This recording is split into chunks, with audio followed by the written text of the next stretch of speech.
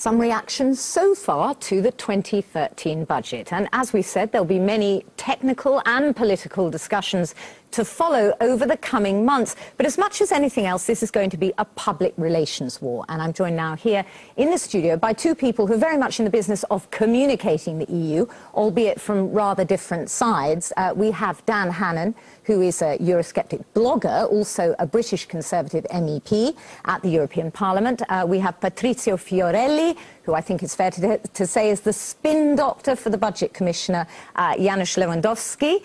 I don't know whether you're in the business of spin, but so far, some would say, Patrizio, you haven't done a terribly good job. If you look at the reaction there to this 6.8% budget, it's not terribly positive.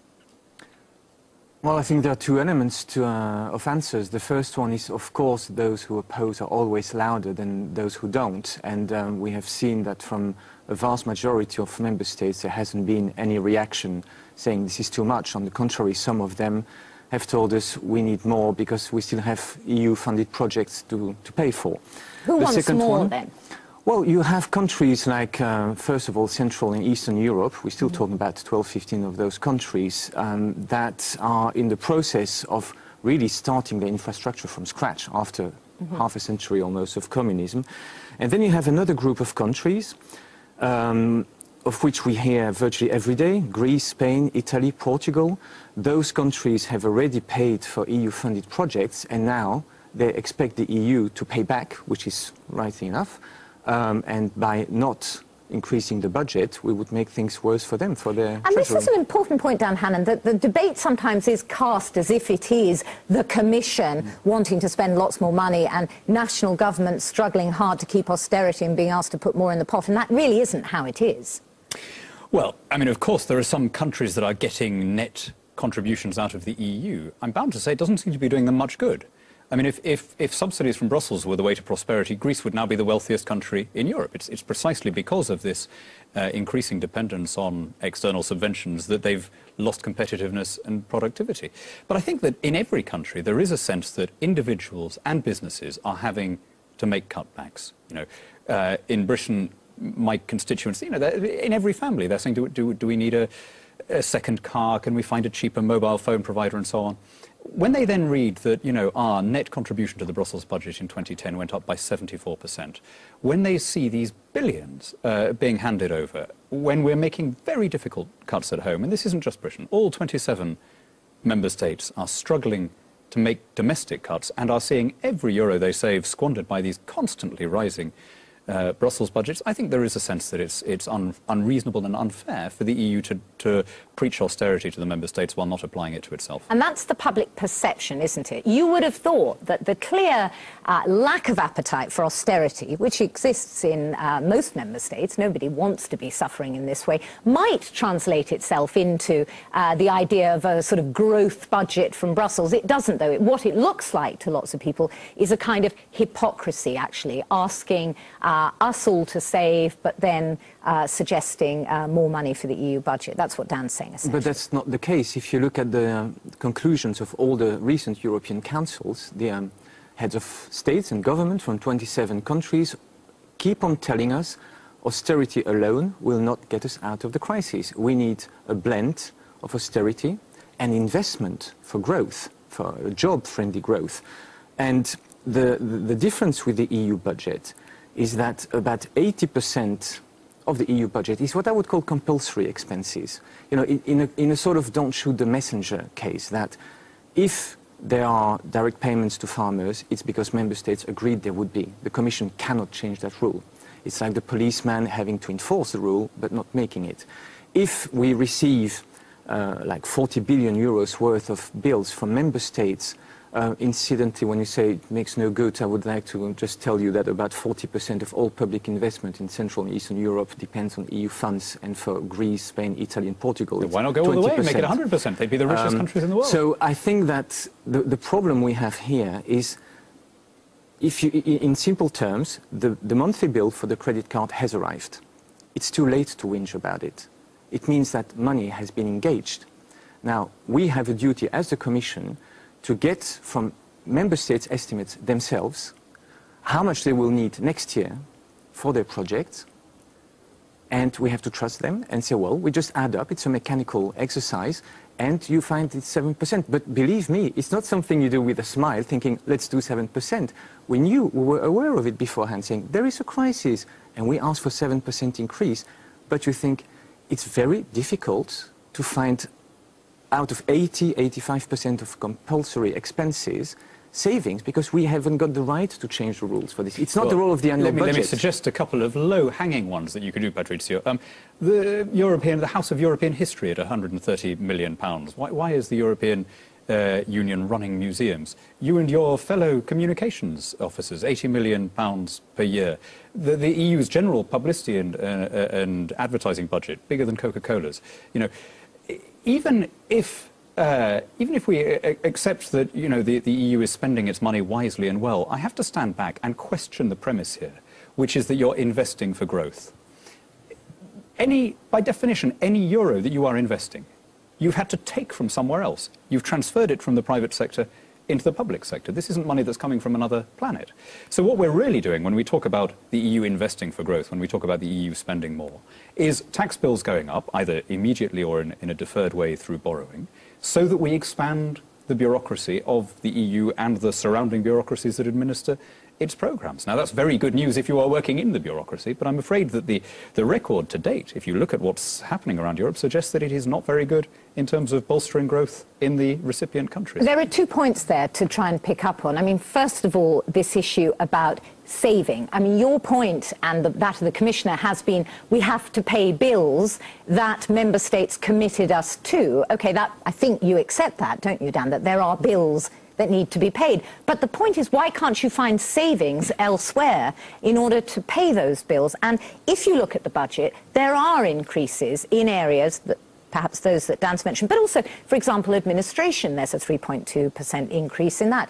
Why are you increasing this area? There's only one real cut in the whole of the budget, and that's in citizenship. So why aren't you finding the savings? And then we'll get on to that issue about whether you're really investing in growth. We've made an effort to find savings, really. Commissioner Lewandowski himself, with his history of fighting communism, centralization, bureaucracy in Poland for most of his life, is probably the last person on earth who would like to go, just let's expand bureaucracy. But again, it's very easy to criticize. When you start scratching on the surface, as we have to do, then you find the reasons. We have made savings. For instance, we have asked every service of the Commission to check all the programs, all the projects are running, and say if any of those projects is not performing without good justification, we're going to cut. And we've done that for hundreds of millions of euros when you add up every little bit here. We have... but you've still got an increasing budget. You've cut, yes, but the budget's because, as I said, increasing. if 85% of the budget has to increase, not through our fault, then to find savings in the remaining 15%, to counterbalance is mathematically impossible, really. But that's unless you just stop the administration. You say the rest of it sort of has to increase as though this is some law of nature, something over which you have no control. If you look at these non-discretionary parts, agriculture, foreign aid and so on, they, of all the bits of the budget, are the most obviously and palpably failing in terms of boosting growth. European agriculture, whatever it is not the motor of the European economy. And I would argue that the reason for that is precisely because it's become dependent on government handouts rather than on innovation, just like anything else. The same of the social and regional programs and so on. So it's actually, this money is not useless, it's worse than useless. If a country starts to arrange its affairs around the receipt of subventions from outside, then the best and brightest graduates every year start drifting into jobs in the Commission or in the national bureaucracy instead of making things or selling things or working in the private sector. That's the tragedy of the countries like Greece, which have become so dependent on EU handouts. That's why they're in the mess they're in. That's why they've been overtaken by a number of the new democracies. Often back us up that €1 spent at EU level, in many cases, can bring savings of 14, 15 euros. Oh, come on. Absolutely, Dan. I mean, we have facts about this. Right. We have the fact in science and research. Every study of this shows that the closer you get to the people on the ground, the smaller the unit, the more efficient the spending is. Local councils are more efficient than regional, regional than national, national than European, and for very obvious reasons. I don't think it works. It's as simple. I'm sure in certain cases it is. I've worked for local and regional authorities in Europe for many, many years, and I really know what you mean about this in some cases, but it can never be 100%. But this is such a wonderfully self-serving argument, that, and it's one. I mean, I realise you're quoting José Manuel Barroso and others that a euro spent at European level goes further. I mean, can you not see what an incredibly convenient that argument is from his point of view? The more you give us, the better off you are. But what's his advantage in it? What's in it for him? It doesn't change anything. Institutional aggrandizement. One of the other issues that's brought up, we talk about, I mean, Dan's been talking about the effectiveness or not of that euro spent, but there is undoubtedly still a huge problem with waste. And the Court of Auditors have come across that year after year, particularly in the one area which is growing more than any other, which is that area of sustainable growth, cohesion money. How can you justify putting forward an increase when there is still far too much money just wasted, not accounted for properly? You know what the criteria of the Court of Auditors are to sign off our accounts. They want a 98% success rate in all payments. That's it. If you reach 98% success rate, they'll sign them off. Unfortunately, the Commission usually gets a 95, 96% success rate. Therefore, and it's right enough, these are the rules. The Court of Auditors says, sorry, we can't sign them off. However, I would be interested to know if any private or public body with operations in many countries were to reach a 96% But this just proves the point rate. I was making before. The problem is precisely the size and the remoteness and the supranational nature of these organisations. The smaller they are, the more efficient they are. And the problem is not that the EU attracts bad people. I mean, of course, it attracts some bad people, like any other organisation. Man is fallen. But the reason why we have these particular financial problems, the accounts not being signed off and so on, is that it's not really in anybody's interest to police the system. If you have a suspicion that an olive grower in your part of the world is getting subsidies for something that he isn't really growing, why should you bother when it's Brussels money coming into the area? And so that you've got this fundamental problem that Brussels is fondly signing the cheques, imagining that it's making itself more popular. Everyone else is happily arranging their affairs around qualifying for the subventions. Nobody really has a countervailing incentive on the other side to reduce spending. Do you think that's true? No, but I'm just glad that you don't challenge the fact that 95 to 96% of our payments are actually spotless, which is a pretty decent score. Well, compared to your accounting system. They're not saying that they're not talking about where the money is going. They're not saying that 96% of the money has gone to where payments are made according to the rules. Yeah, which is not the same as saying that it's gone to the right place. The second point is that, as you know, especially for cohesion policy, the EU institutions don't run the show. Member states do. If you needed actually EU staff to go and check, as you were saying, it's a good example, the olive grower everywhere, you would be screaming at the increase of administration. So I would not have the subsidy in the first place. Last point I would like to make is that in 2010 the Commission made a proposal to the Council and the Parliament to actually improve financial regulation. And there was an interesting little point in which we said we would like Member States every year to send us like a statement saying that they have checked that everything is done accordingly, because we take the blame for things that you, Member States, do, including Britain. In many cases, the UK equivalent of the Court of Auditors has slammed local, regional and national authorities in Britain for misuse of EU funds. And what has been the answer of Member States? No. Exactly, no, nothing. And that's the point, isn't it? Isn't this another example of where you talk about Brussels doing this and the Commission doing this, whereas actually the problem is lying with Member States? Back to this annual budget issue, the fact is that Member States, like Britain, wants a nuclear fusion programme, which costs whatever it is, millions and millions of euros. They won't let the Commission or the Parliament cut that down, but they don't want something else. This is about Member States demanding spending on their pet projects and not on others. A single thing that is backed by EU money that could not be more efficiently done at national level. What's happening is that we're circulating gazillions of pounds, 19 billion, something like that in 2011.